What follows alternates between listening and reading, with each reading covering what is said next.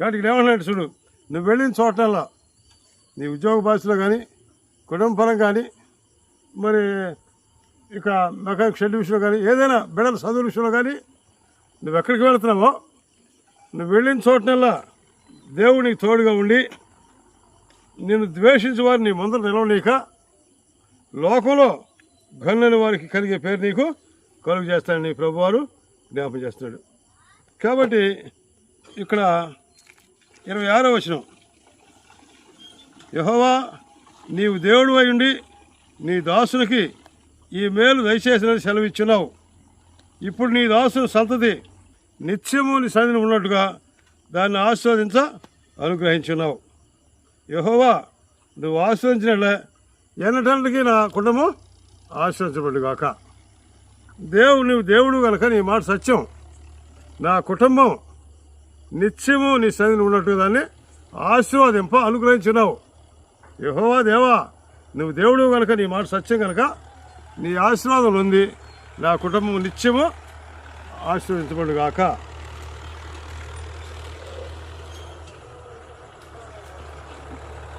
తర్వాత యోబు గ్రంథం 10 వచ్చింది.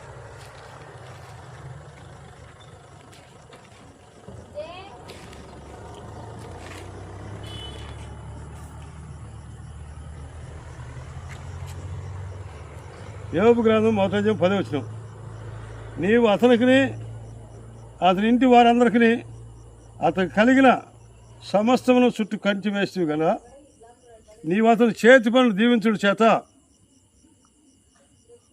అతని ఆస్తి దేశంలో బహుగా విస్తరించున్నది. కాబట్టి అతని యొక్క చేతి పనిని దేవుడు దీవించుడు చేత, రాజేష్ చేతి పనిని దేవుడు దీవించుడు చేత అతని ఆస్తి దేశంలో బహుగా విస్తరించాలి. ఏమన్నాడమ్మా, రాజేష్ సోదరుడు ఆయన చేసేటువంటి ఆ మెకానిక్ పనులు కానీ లేదా చేతి పనులు కానీ బహుగా విస్తరించాలి. దేవుని యొక్క కృప అతనికి తోడుగా ఉంటుంది.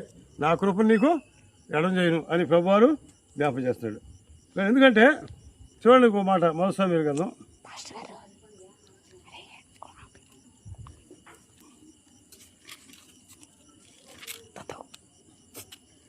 20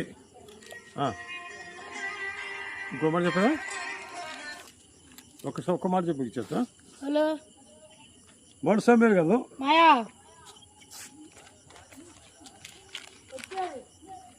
25వ అధ్యాయం. ఒరే కనపడి రాలే లైటు.